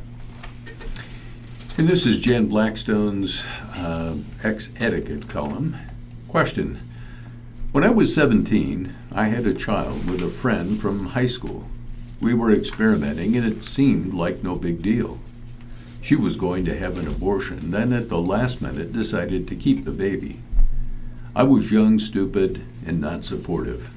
I saw him only a few times before I went into the Air Force. I've not talked to his mother since, although I stay up on my son by staying in touch with friends and family. Fast forward 9 years. I'm now married with a 6-month-old son with my wife. I think it's important that my older son knows his father and that he has a brother, but his mother has married the guy she dated after me, and I'm not sure if my son knows the truth, nor that she wants to tell him. What's good ex etiquette? Blackstone writes, I have written about this situation quite a few times. I can't count how many emails I get a year asking about the same problem. I attribute it to the fact that the media has so sexualized teens that they really don't connect with that sex makes babies. That's what it tells them in sex education, but there's a disconnect when it comes to music, movies, videos, social media, etc. Almost all have told me they just didn't think it would happen to them. Indulge me for a second. I would like to describe what I see often happens from that point. I realize it's a generalization. The father grows up, marries someone else, has a child, realizes what a jerk he's been, and wants to right his wrong. But the mother, having had to take on all the responsibility of raising the child, often has met someone else who loves her and the child and accepts him as his own. Because of their desire to give the child a close family unit and believe it's in his best interest, he is never told that mom's partner is not his biological father. Plus, the extended family is sworn to secrecy. Everyone but the child knows the truth. This is bad ex etiquette. He should have been told at the beginning. At this point, the child is about 8. Here's the question that must be addressed. Is it better for the child to find out at this point or not? Truly, it depends on the life the child has been leading. If mom has been involved with drugs, alcohol, domestic violence, etc., it may be good that there's someone to save him from this plight. Most of the time, however, I see the opposite. Dad showing up after 8 years turns the child's life upside down, and he's an emotional mess. It undermines his security and self-esteem. It has been my experience that if this situation was taken back to court, the courts would allow the biological father a chance to make amends. However, don't be surprised if it's simply too late and the child has no desire to meet his biological father. Forcing him may do more harm than good. I would suggest a therapist be involved to guide you through the procedure. Most likely, you will be prompted to begin slowly with his mother merely explaining the situation, graduating to letters from the bio dad that includes a heartfelt apology, to supervised visits with a trusted adult present, to short hourly visits, and so on. You will know early on if it's the right thing to do. Do not force it. Follow his lead. That's good ex etiquette. Eli Young Band will play at the College World Series opening ceremony. When the Eli Young Band takes the stage in front of the big crowd at TD Ameritrade Park, it will be a big homecoming for bassist John Jones. An Omaha native and graduate of Westside High School, Jones attended the University of North Texas, where he met Mike, Eli, James Young, and Chris Thompson. They started a country band, naming it after its founding members, the Eli Young Band. And with Grammy nominations and #1 country songs in tow, Jones and the Eli Young Band will play the College World Series opening ceremonies on June 14th. The first day of CWS activities begins with team practices and autograph sessions at 9 a.m. The opening ceremonies will begin at 8:30 p.m. and the Eli Young Band will perform at 9:30 at home plate. Fireworks will follow the concert.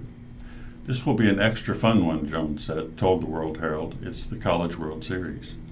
Jones, 35, remembers attending the CWS numbers of times at Rosenblatt Stadium, where he has lots of memories of sitting in the outfield bleachers. I've always really enjoyed baseball, he said. Now that I'm a dad, I enjoy going to baseball games. The other members of the band are excited to play the CWS too. 3 members grew up playing baseball, and the Texas-based group has played at multiple Rangers games. Last year, the group based its all-day festival at the Rangers Park, Globe Life Park, in Arlington. Jones has told his bandmates more than a few stories. We've had every conversation there is to have, he said, about his many days watching the CWS. Playing the event is just another step in a solid career for the Eli Young Band. The group has scored 2 #1 country hits, Crazy Girl and Even If It Breaks Your Heart, as well as Grammy nomination and numerous Academy of Country Music noms. Last month, the band released a greatest hits album, which included a new song, Love Ain't. They're also working on a new full-length album, which they hope to have out later this year. We're more energized than ever to be out playing music, Jones said. It's really been an absolute thrill. We're incredibly lucky and fortunate. For the moment, the band is focused on its summer tour, which includes the stop in Omaha at TD Ameritrade Park. Jones will have a cheering section. His sister lives in Omaha and his brother is nearby in Iowa. And when he talks about Omaha while touring the country, he often gets asked about the CWS. It's one of the biggest things that people associate with Omaha, he said. There's something about it. And we'll turn to business pages from each of our papers. Yesterday was a down day for stocks. Dow Jones Industrials were off 122.35 points at 26,307.79, but they're still up 12.8% year-to-date. NASDAQ lost 12.87 to 8,036.77, still showing a 21% gain year-to-date. The S&P 500 was down 6.21 at 2,917.52, but up 16.4% year-to-date. Oil for June delivery was off $1.79 a barrel, but still up over 40% year-to-date. In local business news, consumer confidence took a dive in Nebraska during April, while business confidence remained strong, according to the latest monthly surveys of the Bureau of Business Research at the University of Nebraska-Lincoln. Responses to the April survey of Nebraska households indicated that consumer confidence fell to 95.6 during the month, below the neutral level of 100 and a huge decline from the March value of 110. Nebraska business confidence stood at 107.8 in April based on responses to the monthly survey of Nebraska business. This is well above the neutral value of 100 and down only slightly from a reading of 108.9 in March. Eric Thompson, an economist who serves as bureau director, said the decline in consumer confidence was likely due to, at least in part, to the March flooding in the state. However, the survey results showed plenty of ongoing concerns, with 16% of responding households listing healthcare costs as their biggest concern, while 15% cited a general increase in the cost of living, including the cost of groceries, utilities, insurance, and education. The top business concerns were customer demand, 29% cited that, labor availability, cited by 27%, and business competition, cited by 19%.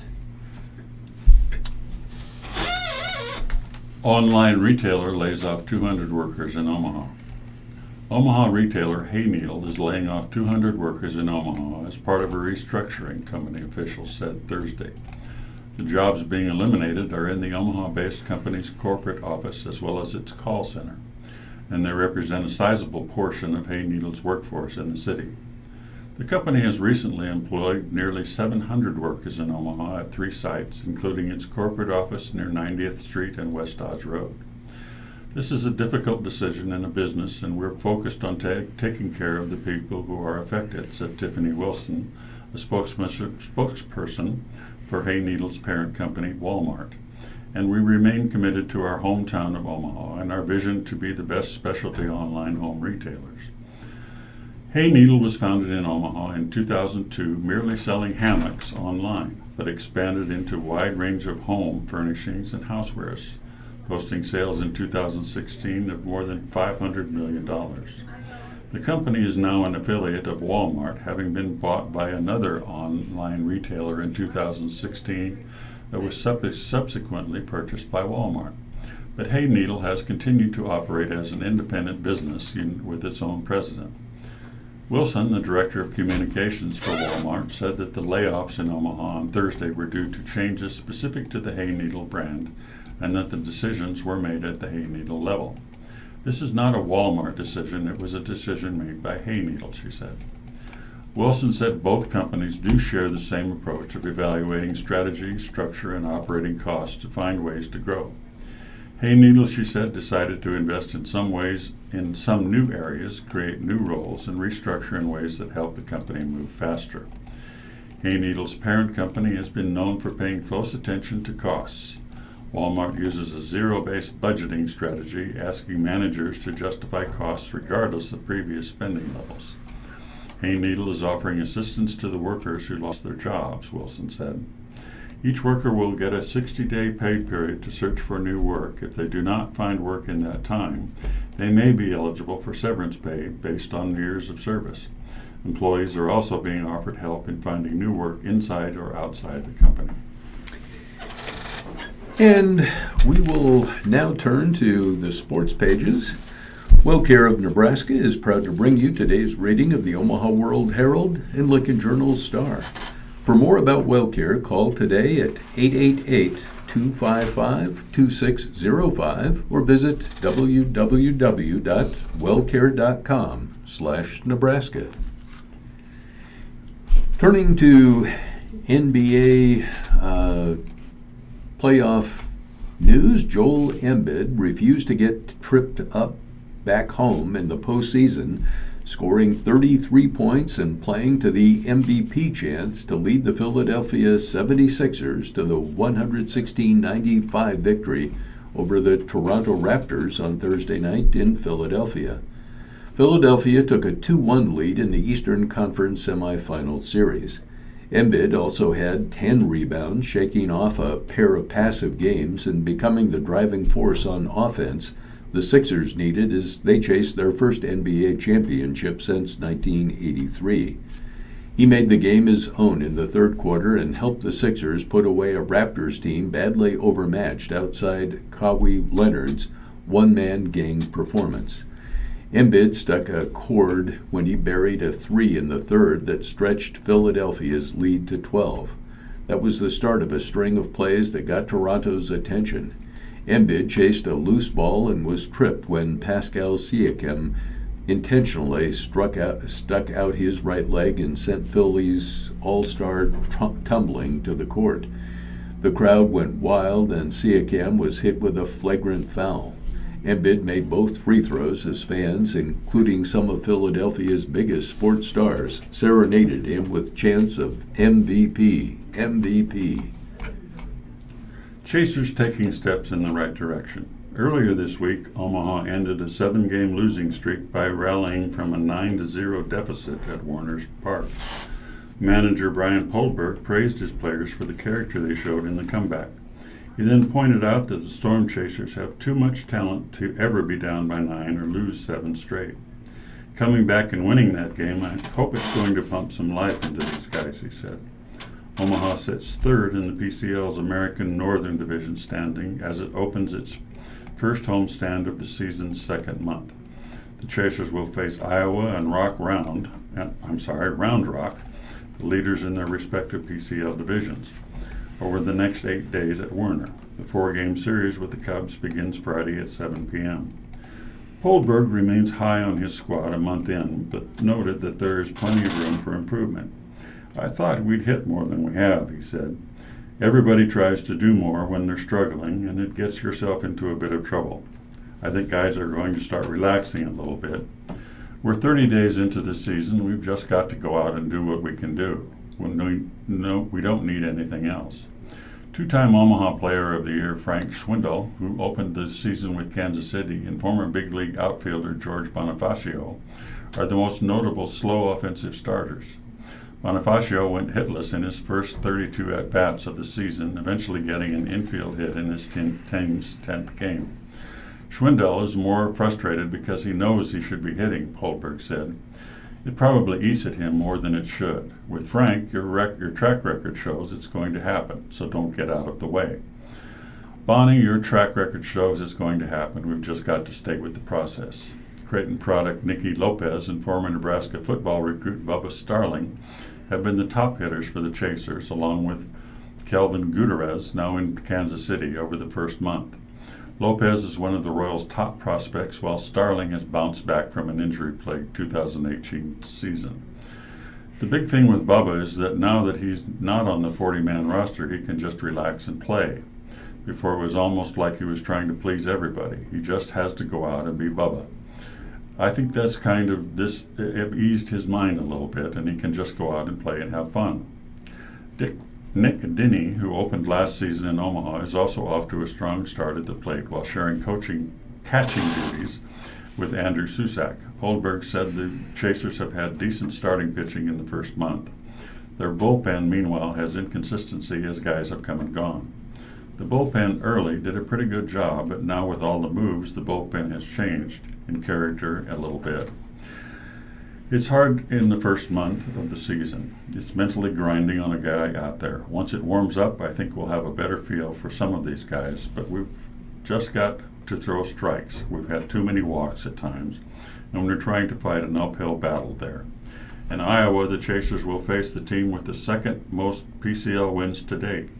The Cubs will have infielder Addison Russell with them in Omaha after he was optioned by Chicago, after being reinstated from the restriction list Thursday following his 40-game suspension. The shortstop began sitting out late last season for violating Major League Baseball's domestic abuse policy. He'd already played 6 rehab games with Iowa. In other Major League Baseball news, Noah Syndergaard became the first pitcher in 36 years to homer and throw a shutout in a 1-0 victory, lifting the New York Mets over the Cincinnati Reds on Thursday. Syndergaard struck out 10 and allowed 4 hits in his third career complete game, shaking off a sloppy start to the season with a do-it-all effort. He became the first Met starter to get an out in the 8th this season, and the franchise's first starter to go yard in a 1-0 complete game.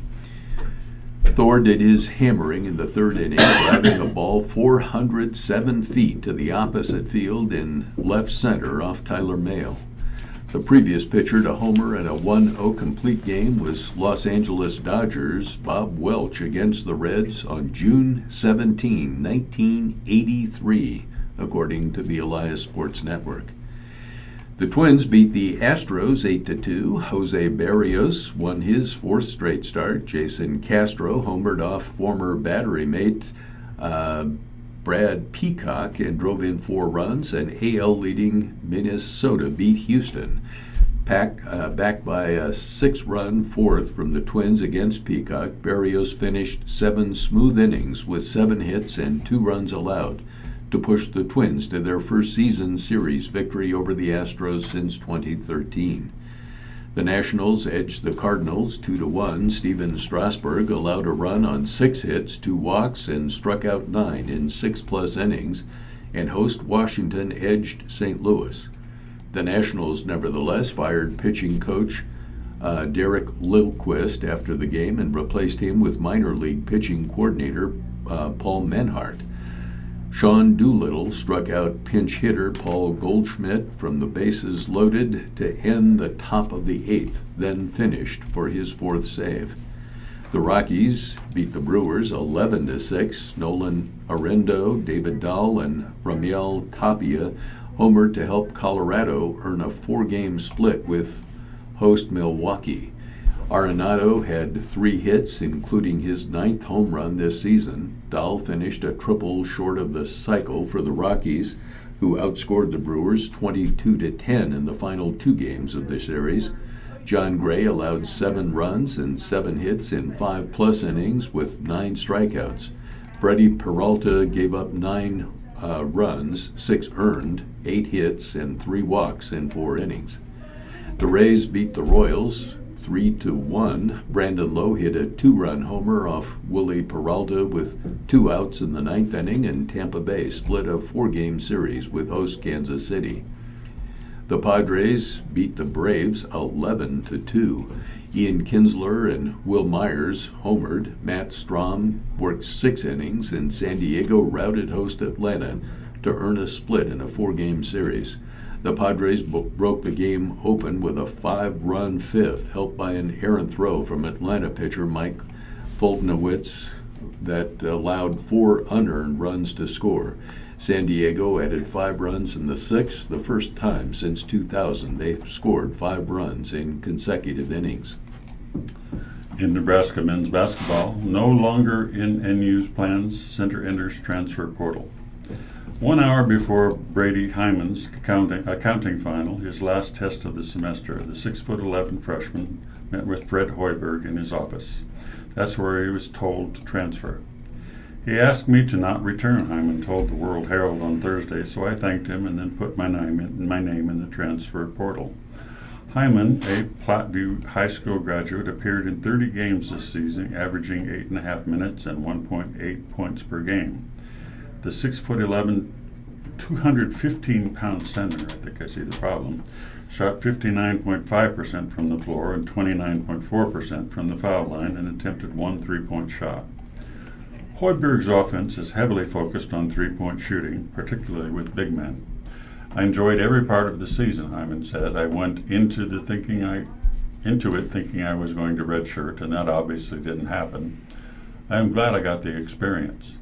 Hyman was not the only player to meet with Hoiberg on Wednesday. As players wrapped up finals, many stopped by Hoiberg's office before leaving town.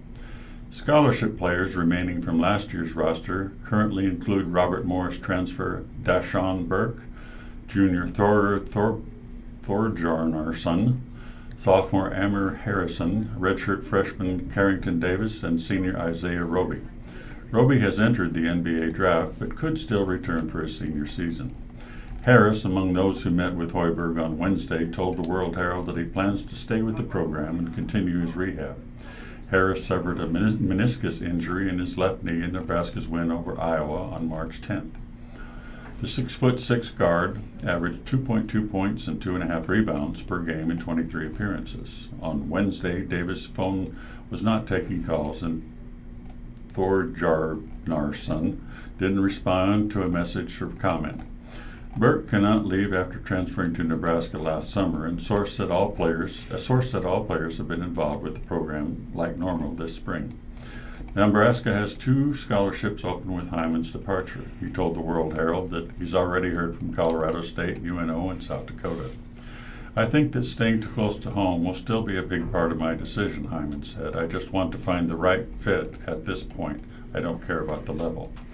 Hyman is the 3rd scholarship player to transfer from Nebraska since the firing of Tim Miles. Thomas Allen transferred to North Carolina State soon after Hoiberg was named coach. Nana Atkinson announced on April 17th that he was leaving Nebraska but has not yet landed at a new school. Nebraska has bolstered its roster in recent weeks to fit Hoiberg's up-tempo, high-volume 3-point shooting scheme, which will clash drastically with Miles' slower, more deliberate offensive system. Nebraska recently signed graduate transfers Hanif Cheatham and Matej Kavas, a 3-point specialist, and dynamic junior college guard Cam Mack. All 3 are immediately eligible. Delano Banton, a 6'8" utility forward, signed with Nebraska on Wednesday. He'll sit out next season and then have 3 years of eligibility remaining. Hoiberg retained the commitments to 2 2019 signees, a 6'6" Omaha Creighton Prep forward Akal Garup and Western Nebraska Community College guard Gervais Green. In National Hockey League playoff news, Tuukka Rask stopped 39 shots, and the Boston Bruins got some much-needed production from their top liners in a 4-1 win over the Columbus Blue Jackets on Thursday night in Columbus, Ohio, that evened their Eastern Conference semifinal series at 2 games apiece. Patrice Bergeron had 2 goals, David Pastrnak had a goal and an assist, and Sean Kuraly also tallied for the Bruins, who had lost the last 2 games in the best-of-7 series, but knotted the set again as it moves back to Boston for Game 5 on Saturday. Artemi Panarin scored for Columbus on a controversial play, and Sergei Bobrovsky, who has been spectacular in the postseason so far, had 41 saves, but was beaten on long shots by Pastrnak and Bergeron in the first period. Brad Marchand picked up an assist on Bergeron's goal, but also committed 3 penalties, one leading to an unsuccessful Blue Jackets penalty shot in the first period. Marchand and Bergeron had been kept off the scoresheet in the first 3 games. Early in the first, Pastrnak was flattened by a huge hit from Columbus defenseman and Adam Clending. Around 25 seconds later, Pastrnak rifled a shot past Bobrovsky from the left circle. Boston made it 2-0 on Bergeron's snapshot from the slot at 7:18 of the first. Columbus then benefited from a blown call. After the puck appeared to go into the netting and back onto the ice behind Boston's goal, Panarin ended up with it and poked it in close range. The Bruins protested, but the play was not subject to review because the scoring player, Panarin, wasn't the first to possess the puck off the net. Contenders go through paces as Kentucky Derby nears. From Louisville, Kentucky. Some horses beat the sunrise over the backside at Churchill Downs for their workouts. Other colts await the first light and warmth of day before preparing for Saturday's Kentucky Derby, the biggest race of their lives. They go about their business amid a peaceful quiet that makes the historic track so special every spring. Workouts have varied this week from walking around the barns to light jogging or graceful gallops beneath the famed twin spires on the front stretch. Full-speed training is brief but closely watched from key spots around Churchill to gauge the horse's readiness for the 145th Derby. 20 horses are expected to go off in Saturday's running over 1¼ miles in the first leg of racing's Triple Crown. This year's group must follow the tough act set by Justify, whose 2.5-length victory here last May set the stage for him becoming racing's 13th Triple Crown winner and second in 4 years. Game Winner, owned by Omaha's Gary and Mary West, has become the 9-2 new favorite after Omaha Beach was scratched Wednesday evening with a breathing problem. Bot Express has taken the open spot after being on the outside looking in. Weather has been favorable this week with the horses, workers, and spectators enjoying the early morning chill under clear skies. Roosters crow as the thoroughbreds slowly exit their stalls and head toward the dirt. Coaxing is needed to get some into their workouts, but they soon hit stride during the short 15-minute training window for Derby and Kentucky Oaks contenders. Just as they're getting warmed up, it's all over, much like those tense 2 minutes they'll experience on Saturday.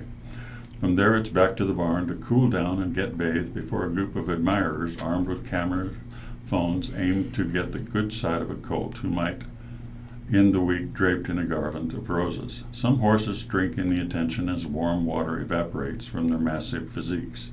Others are a little feisty and look ready to kick, a hazard their handlers carefully try to avoid by staying in front of those powerful hind legs. Trainers ultimately provide a calming sight as the suppliers of peppermints or carrots stuffed in their pockets. With the hard work done for the day, the horses look forward to feed and rest as noise from nearby races occasionally breaks the quiet. Just another day at Churchill Downs. In basketball news, Iowa men's basketball guard Isaiah Moss has submitted his name in the NCAA transfer portal, joining forward Tyler Cook as starters expected to lead the program. The Hawkeyes announced on Thursday that Moss, who played 102 games at Iowa after redshirting 1 season, intends to transfer. Moss started all 35 games for Iowa last season. He ranked 5th on the team in scoring with 9.2 points per game, 2nd with 32 steals, and 4th with 62 assists. The loss of Moss and Cook, who submitted his name to the NBA draft, will dramatically reshape Iowa's roster next season. Boston Celtics president Danny Ainge had a mild heart attack and is expected to fully recover. The 60-year-old executive received immediate medical treatment Tuesday night in Milwaukee, the team said in a statement Thursday. Ainge, who had had a mild heart attack in 2009, was scheduled to return to Boston. In other sports briefs, in a letter to the NFL, lawyer for Chiefs Hill disputes abuse. The attorney for Tyreek Hill sent a letter to the NFL on Thursday disputing child abuse claims made by the wide receiver's fiancée, offering a point-by-point response to a secret recording of the couple that was made public last week. In the 4-page letter, a copy of which was obtained by the Associated Press, attorney N. Trey Petillon also said Hill was willing to cooperate with the league's investigators. Hill categorically denies he has ever punched his son in the chest or anywhere on his body, or otherwise touched him in the chest in a mean-spirited manner, Petillon said, adding that the audio was recorded while Hill and his fiancée, Crystal Espinal, were considering separation. The NFL has declined to comment on the case. The Chiefs also have declined additional comment. The Chiefs suspended Hill indefinitely last Thursday, shortly after KCTV aired the recording in which the couple discusses injuries of their 3-year-old son. And NBCA Players of the Year named: Colorado State men's recruit John Tanji of Omaha Central and UMKC women's recruit Lauren West of Millard North are the Metro Basketball Coaches Association Class A Players of the Year. The Class BCD honorees are Winston Cook of Wahoo's boys, Sidney McDermott of Omaha Scots girls, and Kelsey Cadu of Wahoo Newman's girls. Coaches of the Year are David Deal of Millard North girls and Bruce Chubik of Omaha South boys in Class A. Well, this is 12 o'clock, time to end the program. This is Rick Miner. Please have a good weekend. And I'm Ralph Morocco. It's been my pleasure to read for you. Do wish you a great spring weekend. Thank you, Ralph and Rick, for doing a splendid job reading for us today. From Ethanol starting at Omaha World. No one in the can? This is the Radio Talk Yes. Network in Omaha, Nebraska. Proudly serving our 6'11", 215-pound center. I think I see the problem. Pushed around. Television. We do have a community conversation coming up in just a few minutes with yours truly. A very exciting interview I have for you today. But in the meantime, let's listen to Reed Kinney with a daily extract. How you doing? Good. Hi folks, this is Rita Kinning reading to you from the studios of the Radio Talking Book Service in Omaha, Nebraska with a daily extra.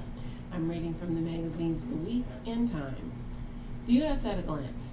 The traditional police practice of marking tires with chalk for parking enforcement is unconstitutional, according to a federal appeals court, in a decision that surprised even the plaintiffs. The judges of the 6th U.S. Circuit Court of Appeals ruled that marking a car's tires is a form of trespass on private property that requires a warrant, just as the Supreme Court has said a warrant is necessary for police to attach a tracking device to a car.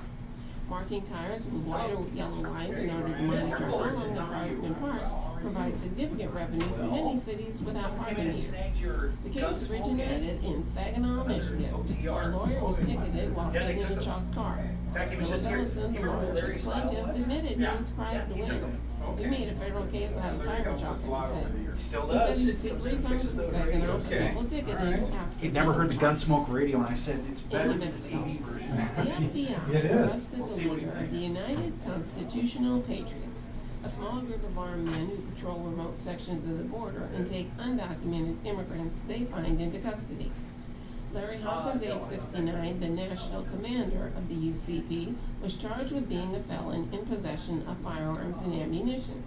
His arrest came days after a video that showed the UCP members dressed in camouflage, wielding rifles and holding migrants against their will, went viral and prompted a statewide investigation. UCP members claimed to have helped detain over 5,600 migrants in the past 2 months.